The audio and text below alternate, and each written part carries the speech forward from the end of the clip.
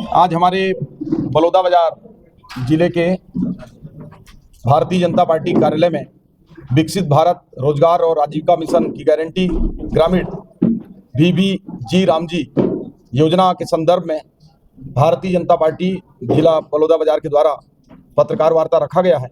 और इस वार्ता में हमारे इस क्षेत्र के लोकप्रिय विधायक और हमारे सरकार में हमारे साथी कैबिनेट मंत्री भाई टंकराम वर्मा जी, हमारे प्रदेश के संगठन में मंत्री और आज के इस पत्रकार वार्ता के प्रभारी हमारे जयंती भाई जी, हमारे इस जिला के अध्यक्ष भाई आनंद यादव जी, हमारे अनुसूचित जाति मोर्चा के प्रदेश अध्यक्ष और पूर्व संसदीय सचिव भाई सरम जांगड़े जी, हमारे मंच पर उपस्थित हमारे सभी जनप्रतिनिधिगण, सभी संगठन के हमारे पदाधिकारीगण, मीडिया के साथियों, भाइयों बहनों, आवाज को बोलना नहीं।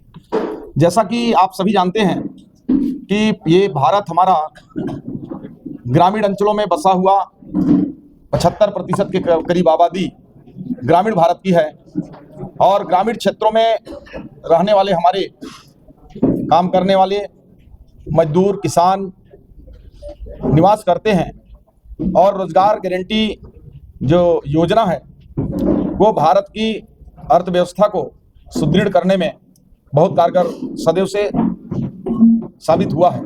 चाहे हम बात करें 80 के दशक से लेकर अभी तक प्रदेश में और पूरे देश में लोगों के रोजगार के लिए कई योजनाएं प्रारंभ हुई, उनका विस्तार हुआ और समय समय पर समय के मांग के अनुरूप उसमें कुछ न कुछ परिवर्तन किए गए। अभी माननीय प्रधानमंत्री जी ने पूरे देश में जो मनरेगा योजना जो संचालित थी उसको आम जनता तक, गरीबों तक, जनजाति वर्ग के रहने वाले लोगों तक, कमजोर वर्ग, पिछड़ा वर्ग के लोगों तक किस प्रकार से रोजगार का हम सृजन करके न केवल रोजगार बल्कि गांव में किस प्रकार से रोजगार गारंटी योजना के माध्यम से हम गांव का विकास कर सकते हैं, एक परमानेंट एसेट्स बना सकते हैं, लाइवलीहुड के जो जीविकोपार्जन के किस प्रकार से उसमें कार्य कर सकते हैं, इन सब चीजों को लेकर एक नया आने वाला 2047 जो हमारे विकसित भारत का एक टाइमलाइन है और जब हम उस टाइमलाइन की ओर बढ़ेंगे तो भारत की अर्थव्यवस्था में जो VBG रामजी योजना जो माननीय प्रधानमंत्री जी ने लाया हुआ है, इस योजना की एक बड़ी भूमिका हो, ऐसे सोच के साथ इस योजना को लाया गया है।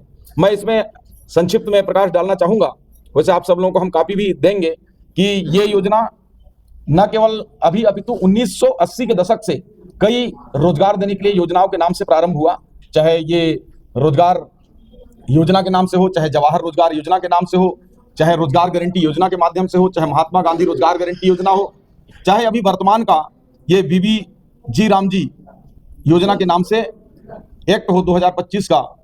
तो विभिन्न समय पर आपने देखा होगा कि उनके जो एक्टिविटीज हैं उसमें संशोधन किया गया, क्योंकि ये 2005 से चालू हुई महात्मा गांधी रोजगार गारंटी योजना। शुरुआत के दौर में जब प्रारंभ हुआ तो इसका लाभ लोगों को पर्याप्त मिला, लेकिन समय के साथ साथ जैसे उस समय डबरी खोदाना एक बड़ा बात था, लोगों ने डबरी खोदवाया, कच्चे सड़क आजकल उस समय एक बड़ी बात होती थी, उसके कच्चे सड़क बने, समतलीकरण एक बड़ा काम होता था 2005 के समय जब JCB वगैरह नहीं होता था, तो एक बड़ा कारगर साबित हुआ। लेकिन आज 2025 की स्थिति में देखेंगे हम और 2047 को टारगेट करेंगे तो अब कच्चा सड़क की जगह में पूरे जगह पक्का सड़क बन रहे हैं। हमारी सरकार CC रोड जारी कर रही है। PVTG जो बस्ती हैं ऐसे ग्रामीण अंचल के हैं, वहां पूरे देश का जो प्रधानमंत्री जनमन का सड़क का बजट है 48% छत्तीसगढ़ को ही मिला है, मैं बताना चाहूंगा। तो उसमें अब कच्चे सड़कों की जगह में और दूसरा लेना पड़ेगा। जल संचय की दिशा में डबरी तालाबों का पूरा इन 20 सालों में हर गांव में सेचुरेशन हो गया। समतलीकरण जो खेतों का करना था लगभग उस सेचुरेशन की स्थिति आ गई। तो अब चूंकि उस पैसे का सदुपयोग कैसे हो, सरकार का उद्देश्य लोगों को रोजगार देने के साथ साथ उसके जो पैसे हैं उसको हम कैसे गांव का विकास कर सकते हैं। चूंकि अब जीवन स्तर हम लोगों का बढ़ गया, लोग पहले 2 जोड़ी कपड़े पहनते थे, आज लोगों के पास 10 जोड़ी कपड़े रहते हैं। खाने में पहले दाल चावल रोटी तक सीमित था आदमी, नमक भात की कल्पना करता था आदमी, लेकिन अब जो है भोजन में भी पौष्टिक भोजन के साथ मेनू आधारित भोजन हर कोई करना चाहता है। पढ़ाई में केवल पढ़ाई ही नहीं, पढ़ाई की गुणवत्ता युक्त पढ़ाई करना चाहता है। इसलिए इसके माध्यम से जो पैसा है उसका सदुपयोग हो और गांव में जैसे मान लीजिए जरूरत पड़ गई रिटर्निंग वाल का, अभी की स्थिति में हम उसको नहीं कर पाते हैं, बहुत कठिन काम होता है, 100 काम में एक काम कहीं रिटर्निंग वाल हो गया, परंतु उसमें ऐसा कोई बंधनकारी नहीं है। हम टेक्नोलॉजी का उपयोग अभी नहीं कर सकते हैं मनरेगा में। मान लीजिए कहीं के हार्ड पत्थर है, JCB की जरूरत है, तो उसमें टेक्नोलॉजी का भी हम उपयोग कर सकते हैं। और इसी प्रकार से जो रोजगार के साधन हैं वो तो मिलेंगे ही, गांव की संपत्ति बनेगा। रोजगार के अवसर कैसे हो, जैसे मान लीजिए कि अब नए जमाने में मछली पालन करना है, तालाब डबरी तो बना दिए, तो मनरेगा के माध्यम से हम किस प्रकार से वहां काम भी दें और मछली का पालन कैसे होगा, सब्जी उत्पादन कैसे हो, दुग्ध उत्पादन कैसे हो, गांव में परमानेंट आपके हैंडपंप से पानी नीचे चले जा रहा है तो उसका संरक्षण कैसे करें, छोटे छोटे जो नाले बहते हैं उसमें चेक डैम डबरी जो बने हुए हैं उसके जल को नीचे तक कैसे हम सैचुरेटेड करें। तो इन चीजों पर सरकार विशेष रूप से फोकस करने हेतु की है। और विपक्षी पार्टियां विशेष रूप से कांग्रेस ये कभी नहीं चाहती है कि भारत विकसित हो, और यही कारण है कि हर योजनाओं के तरह केवल विरोध करने के लिए ये जो वीवी रामजी योजना है उसका ये विरोध कर रहे हैं। किसानों को बोला जा रहा है कि ये मतलब रोजगार गारंटी को बंद कर रहे हैं। तो आप जाके गांव के किसी किसान से पूछिए कि बरसात में रोपाई के समय और धान की कटाई के समय यदि रोजगार गारंटी चलेगा तो मजदूर कहां से आएंगे। हम उनकी प्रति साल जो है 100 दिन का काम की गारंटी को बढ़ाकर 125 दिन कर रहे हैं। हम 25% ज्यादा रोजगार दे रहे हैं। हम जो साल में 60 दिन काम बंद रखेंगे, 30 दिन रोपाई के समय और 30 दिन कटाई और बिजाई के समय, यदि वो काम हम नहीं चालू करेंगे तो ज्यादा से ज्यादा किसानों को मजदूर मिल सकेंगे, जो मजदूर अपने खेतों में खुद काम कर सकेंगे। इसलिए उसको हमने ऐसा किया है और उनको पूरे के पूरे 125 दिन काम मिलेंगे। अभी तक होता ही रहा है कि लोग काम कर लिए हैं, MIS हो गया है, जनपद का चक्कर काट रहे हैं, रोजगार सहायक का चक्कर काट रहे हैं। बार बार कई बार आप लोगों का शिकायत आता है, मैं पिछले 2009 से ही जनपद पंचायत का प्रतिनिधि के रूप में, फिर विधायक और फिर अभी मंत्री के रूप में हूं, तो लगातार इन 16-17 सालों में मैंने देखा कि रोजगार गारंटी जहां जाइए वहां शिकायत, यह तो भुगतान नहीं हुआ है, यह तो फर्जी हाजिरी बढ़ गया, तो बोलेंगे तो फलाना जनप्रतिनिधि अपने परिवार के लोगों का हाजिरी लगवा दिया तो उसका पति का लग गया तो इसका पत्नी का लग गया। तो अब चूंकि जनता का पैसा है, जैसे जियो टेक होता है अपना प्रधानमंत्री आवास में कोई गड़बड़ नहीं कर सकता, वैसे जियो टेक होगा कि कोई आप काम करने गए हैं तो वहां जाएंगे तभी आपका हाजिरी लगेगा, और हाजिरी लग के डायरेक्ट आपका ऑनलाइन डाटा में चढ़ेगा और पैसे 1 हफ्ते के अंदर आपको मिलेगा, कोई चक्कर काटना नहीं है। और बहुत अगर स्थिति थोड़ा कोई गड़बड़ कहीं हो गई तो उसको हार्डली 2 हफ्ता का टाइम लिमिट रखा गया है। यदि कहीं वो गड़बड़ हुआ तो उसमें क्षतिपूर्ति देने का इस प्रावधान में एक्ट है। यदि रोजगार हम नहीं दे पाते हैं तो उसमें बेरोजगारी भत्ता देने का प्रावधान है, इस एक्ट में भारी कठोरता के साथ कहा गया है। उसी के साथ साथ विपक्षी पार्टियां बोलती हैं कि कमजोर राज्य, ये प्रश्न आप लोग हो सकता है आखिरी मेरे से पूछते, लेकिन मैं बता देता हूं कि कमजोर राज्य कहां से 40% पैसा लाएंगे बोलते हैं। तो कमजोर की क्या परिभाषा है, ये सशक्त भारत है, डबल इंजन की सरकार तो है ही है छत्तीसगढ़ में, लेकिन जो नॉर्थ ईस्ट के राज्य हैं, हिमालयन राज्य हैं, जैसे जम्मू एंड कश्मीर, आसाम, सिक्किम, मेघालय, त्रिपुरा, मणिपुर, अरुणाचल, ऐसे राज्यों को मात्र 10% देना है। और जो यूनियन टेरिटोरी है, जो केंद्र शासित प्रदेश है, उनको 0% देना है। बाकी 40% इसलिए किया गया है कि राज्य इसमें ज्यादा से ज्यादा सहभागिता कर सकें, राज्य के अधिकारी उसकी ज्यादा से ज्यादा मॉनिटरिंग कर सकें, और जब राज्य का पैसा लगेगा तो उम्मीद है कि गुणवत्ता में और बेहतर उसके परिणाम आएंगे।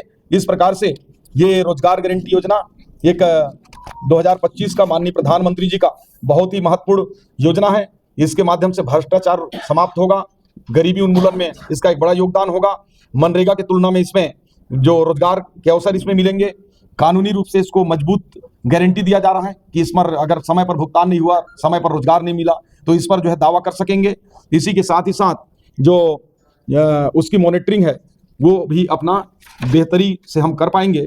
इसलिए ये रोजगार गारंटी योजना एक बहुत ही महत्वपूर्ण योजना है, और मुझे लगता है कि आने वाले समय में जिस योजना से गांव समृद्ध होंगे और विकसित भारत 2047 की जो परिकल्पना है उसको माननीय प्रधानमंत्री जी के एक बड़े सोच के साथ हम लोग पूरे देश में ग्रामीण क्षेत्र की उन्नति कर पाएंगे। मुझे विशेष रूप से जो हाईलाइटेड पॉइंट था इतना ही कहना था, बाकी ये कॉपी आप लोगों को दे देंगे। आप सबको बहुत बहुत धन्यवाद। पूरक प्रश्न अगर पूछने हैं इसी से संबंधित तो हम जो है जवाब अभी देंगे, केवल इससे संबंधित। कांग्रेस पार्टी काम का विरोध करती है कि काम का विरोध करती है?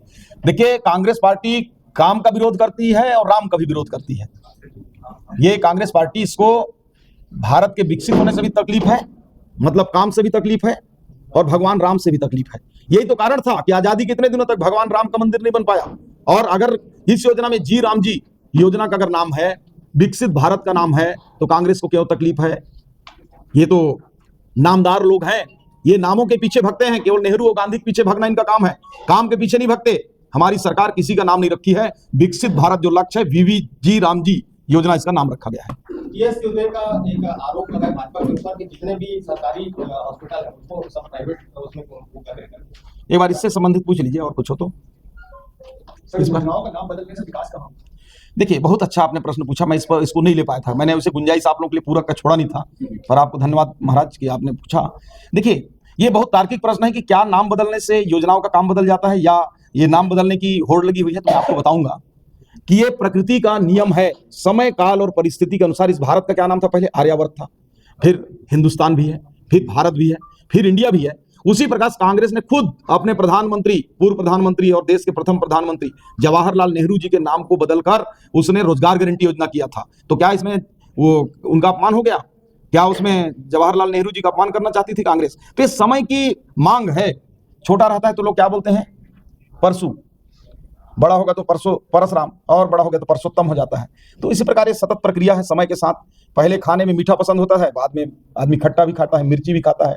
तो ये समय के साथ होता है। आपकी पार्टी तो बहुत लेट बनी ना, उसके बाद तो दूसरी पार्टी थी कांग्रेस, आपकी 80 नहीं, देखिए, ये लोग हमारे जितने भी महापुरुष थे, मैं बोलना नहीं चाह रहा था लेकिन आपने खोल ही दिया, तो ये वही भूपेश बघेल हैं। पिछले समय हमारे पंडित दीनदयाल उपाध्याय जी की जयंती के दिन 11 फरवरी को ये जो है जितने भी पंडित दीनदयाल उपाध्याय जी के नाम से जो योजनाएं थे उसी दिन इन्होंने बदला था।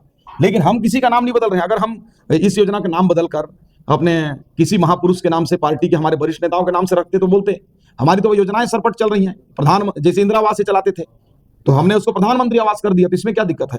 अटल जी भी जब प्रधानमंत्री ग्राम सड़क योजना चालू किए तो चाहते तो किसी भी महापुरुष के नाम से चालू करते। तो ये लोग जो है नाम के पीछे भागते हैं, हम काम के पीछे भागते हैं।